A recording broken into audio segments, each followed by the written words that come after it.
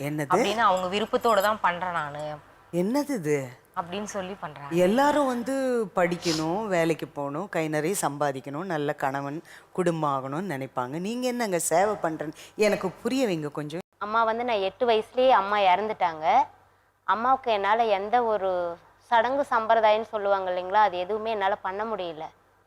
அப்போ வந்து எனக்கு அப்பாவும் இல்லை.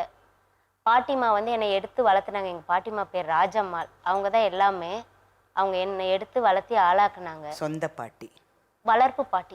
என்ன பாட்டி. தூரத்து சொந்தம் வளர்ப்பு பாட்டி. என்னை எடுத்து வளர்த்தி ஆளாக்குனாங்க. பாட்டியோட பூர்வீகம் இது ஒரு 5-6 தலைமுறையாக இந்த மயான வெட்டியான் வேலை தான் நாங்கள் பார்த்துட்டு இருக்கிறது. பாட்டி கூட வந்துகிட்டு இருந்ததுனால எங்கள் பாட்டி வந்து பள்ளிக்கூடம் படிக்க வைக்கிறேன்னு சொல்லிட்டு இருந்தாங்க. நான் பள்ளிக்கூடம் பக்கமே போனதில்லை. குழந்தையிலேருந்தே பாட்டியோட போயிடுவீங்களா மயானத்துக்கு? இல்லை, நான் 8 வயசுல அம்மா இறந்துட்டாங்க.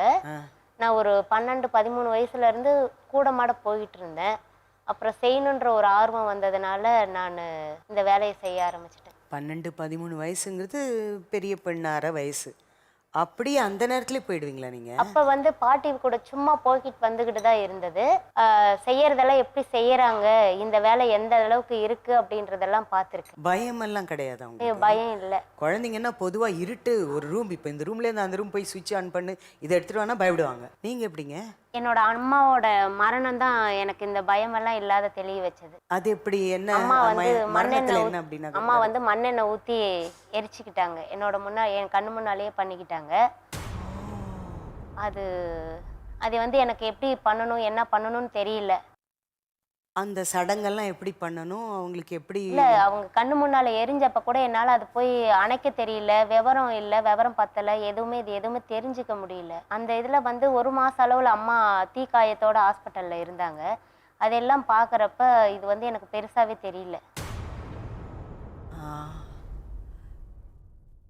இப்போ நான் அந்த இதுக்கு வரேன். மயானத்துல நீங்க என்ன வேலை பாக்குறீங்க? மயானத்துல வந்து இறந்து போனவங்களுக்கு குழி வெட்டி கொடுப்பேன். குழி வெட்டிட்டு யாரும் இல்லாத அனாதையா இறந்து போறவங்கள ஆம்புலன்ஸ்ல கொண்டு வருவாங்க. ஆம்புலன்ஸ்ல ஓட்டிட்டு வர டிரைவரும் நானும் இறக்கிட்டு போய் குழிக்குள்ள இறக்கி வச்சு மண் இழுத்து மூடிட்டு பால் ஊத்துற சடங்கு எல்லாமே செய்வோம். எல்லாமே நீங்க தான் பண்ணுவீங்களா? செஞ்சுக்குவோம். சொந்த பந்தங்கள் இருந்தாங்கன்னா, வசதி வாய்ப்பு இல்லை அப்படின்னா இழுக்கிற வண்டி இருக்கு, தள்ளு வண்டின்னு, அந்த தள்ளு வண்டி எடுத்துட்டு போய் அவங்கள தூக்கி வச்சு கொண்டு வந்து அடக்கம் பண்ணி கொடுப்பேன். எல்லாமே அந்த இடத்துல பண்ணியிருக்கேன். தள்ளு வண்டியில அவங்க வீட்டுக்கிட்டே போய் அதுல வச்சு அங்கிருந்து இழுத்துட்டு வந்து இங்க மயானத்துல வச்சிருவாங்க. பெரிய விஷயங்க இதெல்லாம். ஒரு சாதாரணமா சொல்றாங்க, தனி மனுஷியா நீங்க இவ்வளவு பண்றீங்க. அதாவது உங்களோட சுய புத்தியோடவே எல்லாம் பண்றீங்க. நீங்க உங்களுடைய ஓன் டிசிஷன் இது வேற. நான் வந்து ஆரம்பத்துல வரப்ப பாட்டிமா கூட கை பிடிச்சிட்டு போவேன் வருவேன்.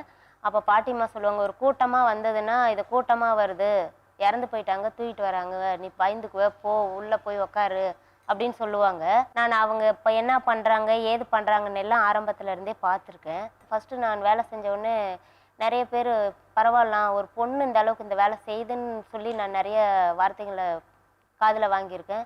அதே மாதிரி நிறைய பேர்த்துக்கிட்ட காரிய வீட்லேயும் துக்க வீட்டில் சரி, சந்தோஷமாக இருந்தாலும் சரி, நிறைய இன்னைக்கு தண்ணி இந்த மாதிரிங்கள நிறைய இருக்கிறதுனால நிறைய பேத்துக்கிட்ட நிறைய விதமாக வார்த்தைகளும் காதில் வாங்கியிருக்கேன். என்ன பேசுவாங்க?